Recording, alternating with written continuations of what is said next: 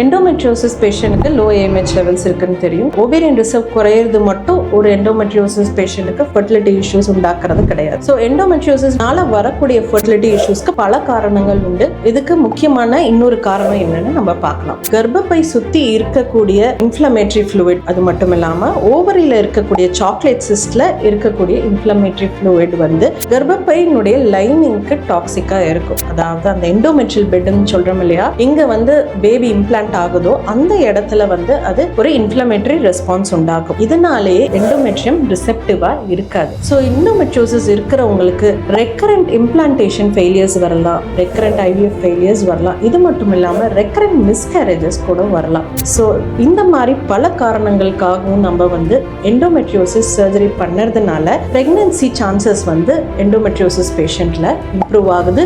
Live birth ரேட்டும் வந்து improve ஆகுது.